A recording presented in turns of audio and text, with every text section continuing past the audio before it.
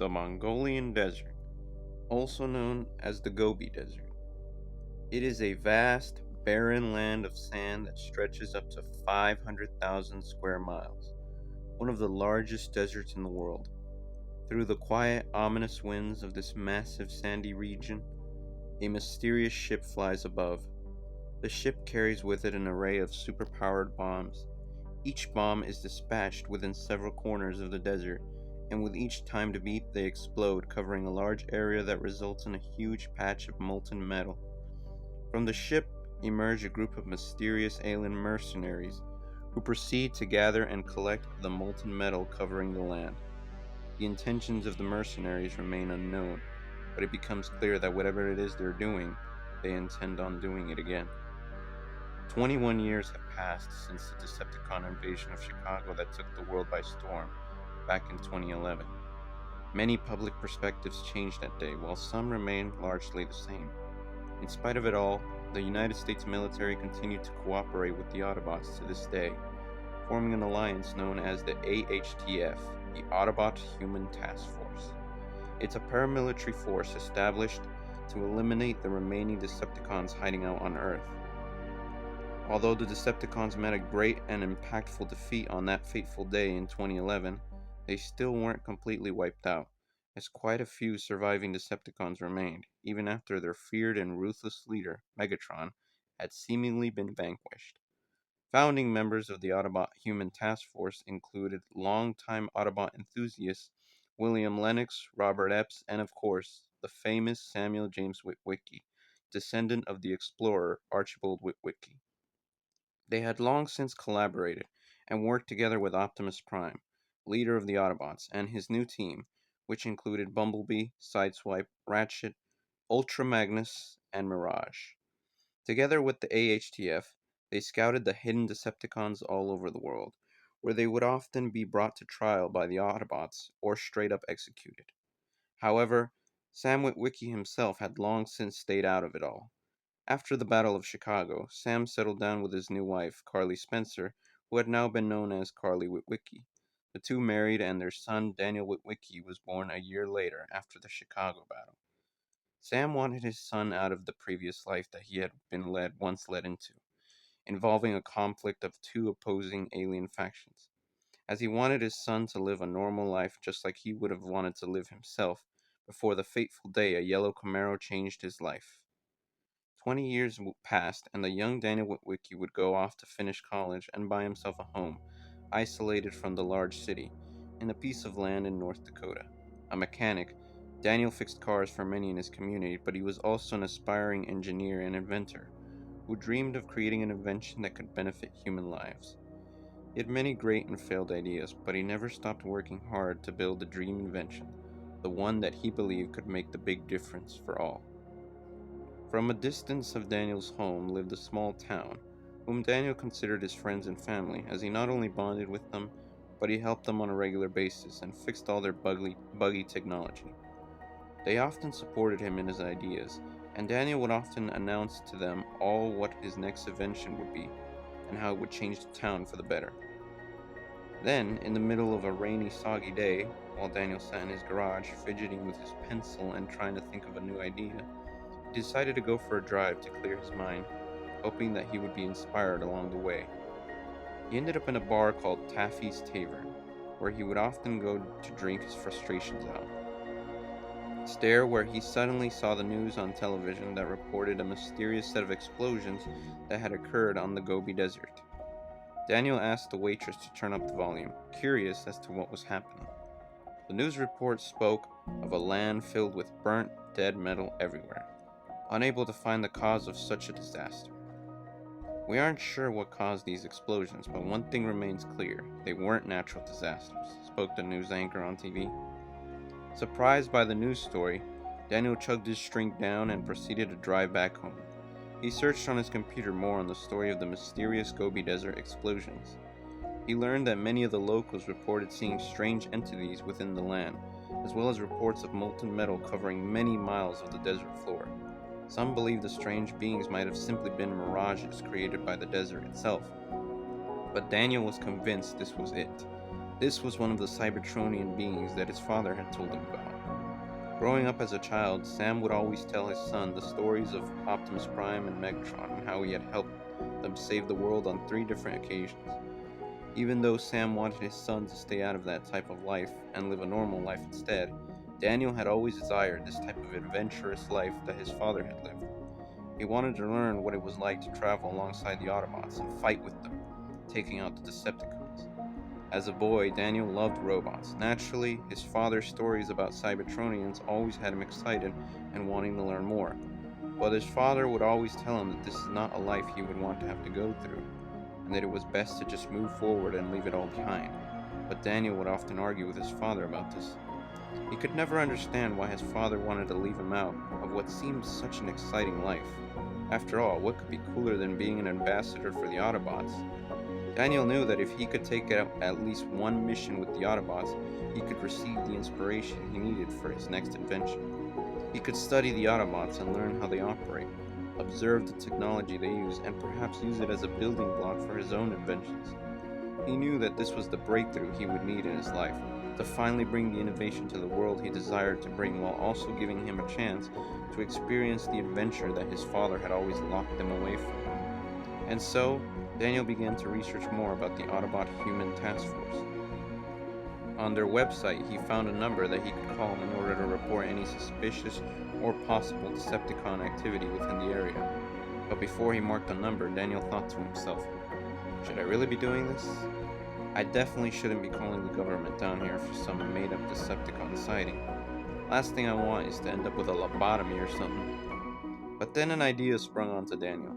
The mysterious Gobi Desert explosions. Little was known about them, and if any information could be carried on about them, it could definitely help his case. Daniel recalled some of the things his father told him about Decepticons.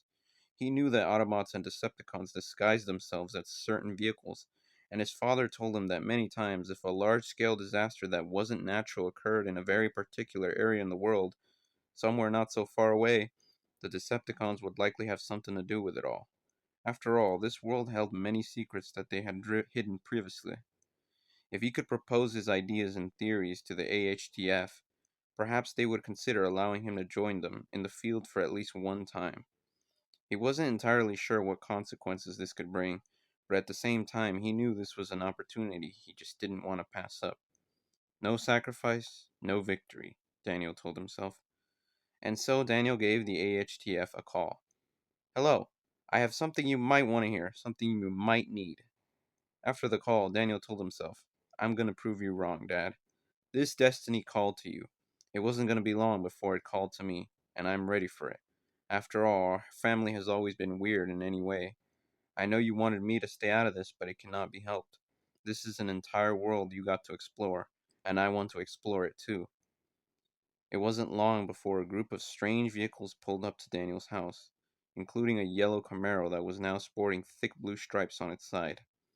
An AHTF agent walked up to him and asked him, all right, son, tell me where you saw it, what you saw, and if anybody was harmed in the process. Also, let us know what vehicle or possible alt mode that the threat might have been sporting. Well, you see, actually, there is no Decepticon here, Daniel responded. What? I actually called because I have some thoughtful information and some theories that I think you would love to hear.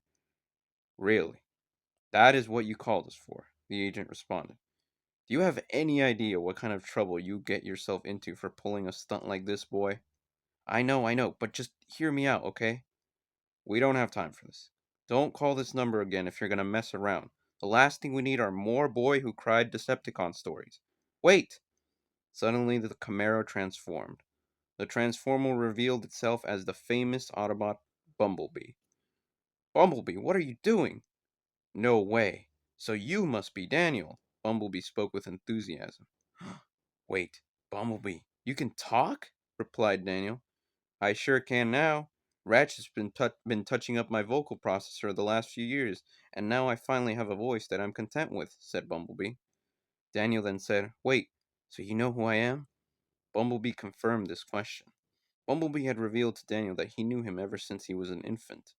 The last time he had seen him, Daniel was only a toddler, but Bumblebee loved visiting Sam every now and then. seeing what his family was up to. Once Daniel turned 6, however, Sam had a long talk with Bumblebee telling him that he could no longer visit, as he didn't want his son being brought up into their dangerous missions. Bumblebee, although upset, had to agree to Sam's terms. Bumblebee was happy to be able to see Daniel again, finally, for the first time in more than a decade. "B, what are you doing? We have to get going," said the AFGF agent. "Oh, go on without me. I'll catch up, I promise.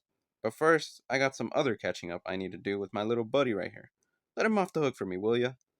The AHTF agent sighed but agreed, and so they drove off.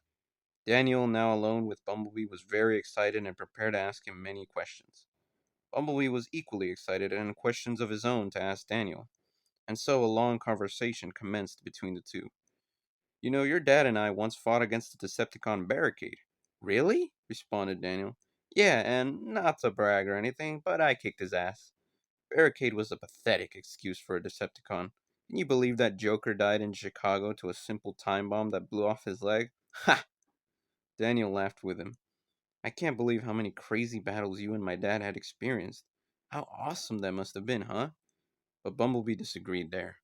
While the fights were exciting, they were also very dangerous, and Bumblebee always knew what stakes there were in every fight. He never knew whether or not he or Sam would live to see another day with each dangerous Decepticon encounter. Bumblebee proceeded to tell Daniel the story of the one time his father had been attacked by kitchen items that had transformed into mini Decepticons. With each story he told him, Daniel was more and more invested. Then Bumblebee asked him about his life, but the things Daniel shared weren't nearly as exciting as the things Bumblebee had shared with him. Nonetheless, the curious Autobot was excited to hear it all. He was especially fond of the story of Daniel's little science fair project, the Hyper Jumping Bot. "Really? You find my mundane life interesting?" asked Daniel. "Well, sure. You are Sam's boy, after all. I missed out on too many years with you. I need to know it all, kid," said Bumblebee. Daniel then proceeded to tell Bumblebee about his plan, about how he wanted to join the AHTF on one mission so he could study and observe them in combat. I don't know about that. Optimus is quite strict when it comes to putting civilians on the line," said Bumblebee. "Come on, please. You'll never even know I'm here. I'll stay at a safe distance," said Daniel. Bumblebee had wondered why Daniel was so keen on getting to witness their dangerous Decepticon control missions. He questioned Daniel, who proceeded to tell him about his aspirations to invent something truly innovative, something that could benefit humanity and aid them further in the seemingly never ending conflict between the Decepticons. But Bumblebee reassured Daniel, telling him that the Decepticons are as good as extinct, as Decepticon sightings have become increasingly more rare with each year. And with their leader gone, it doesn't look like the faction would ever rise up to be a threat again. "Your father was right, boy. This isn't a life you should pursue," said Bumblebee. "But if I don't do this, I don't feel like anything I've done in the past would amount to anything. This is what I'm meant for. This is my destiny. You said it yourself. I am Sam's son. I need to carry on the incredible legacy that he built." Bumblebee just laughed at Daniel's rambles. He knew this wasn't something he'd want to drag the kid into, but at the same time, he was amused by his seemingly innocent curiosity of it all. Suddenly, from a distant group of vehicles began to turn up at Daniel's front yard. Daniel questioned what that noise was, with Bumblebee telling him to get behind, readying his cannon. "All right, is this the action we've been looking for?" said Daniel. "I would hope not," replied Bumblebee. Suddenly, a sports car turned up in front of them and transformed. "Sideswipe?" Sideswipe, Bumblebee's comrade and partner, had arrived. "Optimus needed to know where you had wandered off to, Bee," said Sideswipe. "Oh, did he?" responded Bumblebee. Suddenly, two cab trucks, a Porsche, and an ambulance vehicle arrived. They revealed themselves as the Autobots Ultra Magnus, Mirage, and Ratchet. Finally, the truck in front revealed himself as Optimus Prime. "As usual, Bumblebee got himself into more trouble," says Mirage. "Hey, Optimus, how'd you get here so fast?" said Bumblebee. "Bumblebee, what are you doing here? I specifically instructed you to return to base," said Optimus. I know, but you see, I ran into an old friend." Daniel walked out from behind Bumblebee and revealed himself. Mirage and Ratchet gasped. "Well, I'll be. It's Witwicky's boy," said Ultra Magnus. "Daniel?" Daniel introduced himself to the surprised Autobots. He was excited to meet them all, especially the one and only Optimus Prime, the hero that he had been told about for many years by his father, now finally standing before him. It's nice to finally see you again, Daniel. Last time I saw you, you were still a small child. You've grown so much since then, Optimus stated. Daniel responded and told him all about what his father would tell him. I think we got another fan club to look for, said Sideswipe.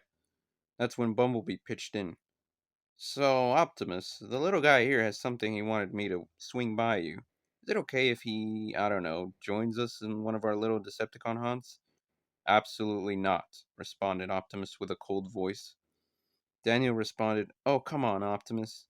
Optimus Prime proceeded to explain to Daniel the dangers of bringing a human civilian into a hunt. He had already learned his lesson knowing the past with Sam, and he refused to put any more civilian lives in danger. I'm sorry, Daniel, but you don't understand the stakes that are raised in this situation. You're still very young, and I cannot afford to place you in any danger. You must understand, said Optimus. Optimus then went on to tell Daniel that he and the Autobots were planning to soon leave Earth once the last Decepticon was taken care of. What? Why? Asked Daniel. Optimus explained that he and the AHTF had been working on a project with NASA on a relocation for the Autobots. The plan is to find an empty planet that can be terraformed so that the Autobots can colonize it and start anew there. I'm afraid we cannot continue to coexist with humans. We endanger you all if we stay. Our species has been in conflict for centuries, and we can't afford to continue attracting danger to this planet, Optimus stated. Daniel was upset by Optimus's response, but he finally listened and agreed. Nonetheless, however, he still proceeded to give them information about the Gobi Desert explosions, telling them his theories and how they could be tied with Decepticon plots. I don't think that's the case, right? I mean, there are very few Decepticons left. How could they be planning something big now, after 2 decades of silence? Said Mirage. I agree. This seems far-fetched. Most of the Decepticons have stopped their attacks altogether, said Ratchet. Optimus was left in deep thought. He wasn't sure if Daniel's theory could be true, but he also wasn't ready to dismiss it either. It's true that the Decepticon sightings have decreased, but still, we shouldn't underestimate what they're capable of.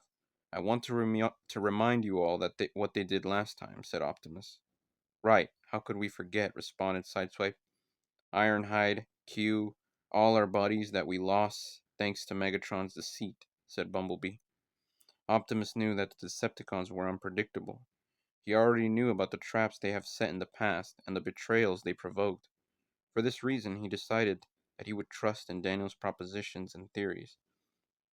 Daniel, your father and I fell trapped to the Decepticons last time. They had played us like a fiddle. I cannot afford for something like that to happen again.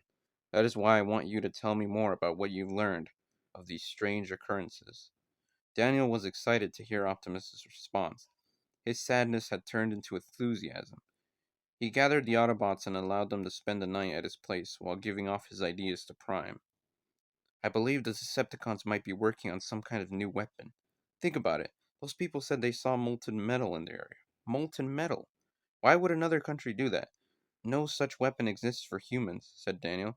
Daniel then told them that they should start a mission on another remote region like the Gobi Desert, as it's possible the Decepticons might strike again in similar areas. For the rest of the night, the Autobots stayed guard at Daniel's house. Optimus Prime told the AHTF that he was gathering some important information and needed to stay at said place for the night. Above all else, he was happy to be able to see Daniel again. He spoke to Bumblebee as Bumblebee began to reminisce in an excited manner. The kid has come a long way, but Sam wanted to stay away from this conflict most of the time. He only did what he needed to do. Daniel wants part of it all. Bumblebee, whatever happens, make sure Daniel doesn't do anything rash. I could never forgive myself if something were to happen to him, said Optimus. Of course, Optimus. The next morning, Daniel rode off near the railway. He had gone to the shop to gather some supplies for his next invention that he was excited to share with the Autobots. After seeing Optimus and his fellow crew transform, it sparked a new idea for Daniel. Daniel wondered if he could fashion the weapon systems of the Autobots into an idea he had been running by to himself for a while. A special suit that could be accessed by a human and used in combat. Daniel stopped his truck as he noticed a train passing through. However, as the train got closer, he noticed that the train suddenly started slowing down.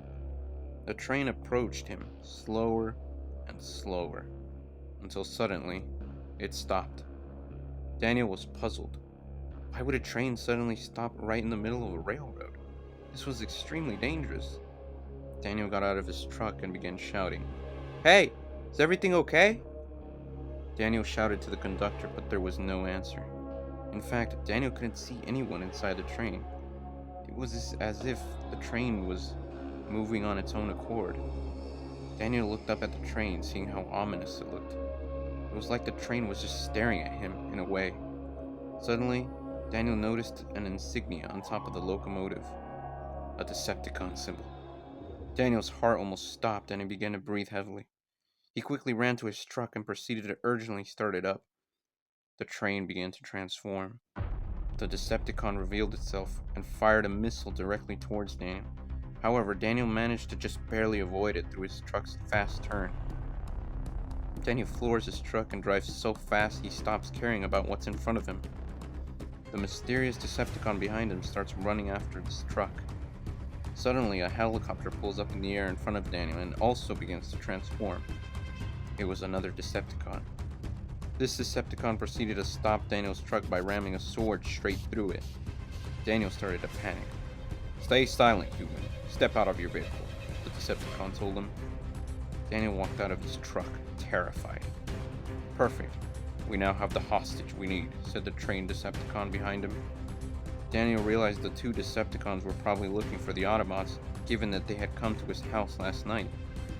Suddenly, a barrage of shots and cannon blasts hit the two Decepticons. "Oh no, it's Drift!" shouted Sideswipe. "An Astro Chain!" Astro Train proceeded to fire a swarm of missiles at the Autobots. Optimus arrived alongside Bumblebee and proceeded to fight the two cons. However, Drift dangled Daniel off the edge and threatened to kill Daniel should they try anything else.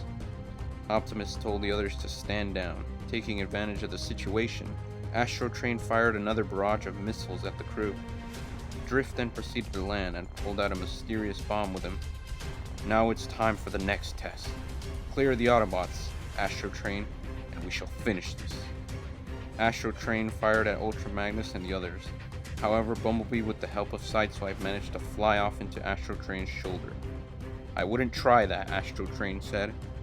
Drift grabbed Daniel and pointed his sword towards him, as Drift also proceeded to place the strange bomb on the floor. Daniel realized that whatever bomb he was holding, it had to be the one that sparked the mysterious Gobi Desert incident. Daniel began to shout this to Optimus and the others. Suddenly, Mirage ambushed Drift from behind, causing Daniel to fall out of his hands. Bumblebee proceeds to take Daniel, while Ratchet and Sideswipe provide cover fire, as Optimus and Ultra Magnus continue to fight Astro Train off. Optimus blasts Astro Train in the chest, landing a critical shot on the fleeing Decepticon. Ultra Magnus jumps onto Astro Train. "You aren't going anywhere." Ultra Magnus holds Astro Train and begins to question him. "Who sent you? Why would you attack this specific place?" Astro Train answers by telling him that he had been sent to kill the Autobots that were at Daniel's house, while using Daniel as a human hostage. Astro Train also reveals that he and Drift's second task here was to detonate a seed in there. "Seed? What is that?" Optimus asks. Astro Train tells him that it is their future. Astro Train then reveals that he is doing this for his masters, his new masters. "Who are your masters?" Suddenly, Drift arrives, attacking Ultra Magnus, as Bumblebee and the others had been distracted trying to protect Daniel. Suddenly, Astro Train transforms into a large shuttle and flies off with Drift, the two Decepticons fleeing with Urge. "I have a feeling this won't be the last visit we get from them," said Mirage.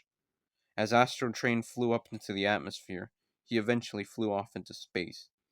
He traveled further alongside past the solar system, until he eventually arrived at an exoplanet called Escobar 3. The injured but alive Astro Train and Drift proceeded to report to their mysterious master, lumbering in the shadows. Back on Earth, Optimus and the rest of his crew take off to an AHTF base, with Bumblebee sneaking Daniel along. Daniel thanks Bumblebee while also promising the Autobot to remain quiet and let him do the talking. Optimus tells the director of the AHTF everything he knows and his strange sudden encounter with Astro Train and Drift. The director suddenly reveals to them that they had found a connection with their encounter. "You see, a few months back, we took down another Decepticon, that had been communicating with another group, he said. The director proceeded to reveal a strange communication signal from the Decepticons, with Ultra Magnus providing translation for them. Through the strange message, Ultra Magnus tells them about two new Decepticons that the fallen Khan had apparently served. He reveals their names to be Galvatron and Biowave. Galvatron and Biowave? Who's that? Puzzled and confused by this revelation, the Autobots proceeded to discuss the matter, while Optimus wondered about the identities of these new Decepticons. Galvatron. I've never heard this name, yet it sounds familiar, remarked Optimus. Yeah, and what about this Biowave fellow? Asked Sideswipe. Daniel overheard the conversation and began to mark the names down. Galvatron. Biowave. Optimus still wanted to know how Astrotrain and Drift were able to track them down. He suspected that the Decepticons might have been spying on them for some time and waited until only now to attack, though he still wondered how they were able to find their location to begin with. Ratchet suggests that it's possible Astrotrain had always been there from the start and was waiting to ambush, especially knowing that their whole team had arrived at Daniel's house. As Ultra Magnus continued to translate the mysterious Decepticon messages, he gives the group another revelation. As it turns out from these mysterious messages, this Galvatron person is plotting to rebuild Cybertron from the ashes and foundations of Earth. How he intends to do that, unfortunately, we still don't know. Optimus, do you think Galvatron might be... Yeah, it's possible. Optimus suspected that Galvatron was his old arch-nemesis, Megatron, now assuming a brand new identity, one that he had not heard of until now. Ultra Magnus continued to translate the messages when suddenly the Autobot almost collapses and starts to twitch. Ah! Ultra Magnus, what's the matter? Asked Ratchet. It's nothing. Don't worry about it. I just think I might have caught some bad energon or something, responded Magnus. Ultra Magnus then tells Optimus Prime that he fears that a terrifying memory that he doesn't want to remember will eventually resurface. Optimus questioned this and asked Magnus, "What memory? What are you talking about, old friend?" Ultra Magnus is unable to give a clear answer, but he tells Optimus there's a memory that's been haunting him, one that he wants to forget but has been unable to. This marks the end of Part 1. Stay tuned for Part 2.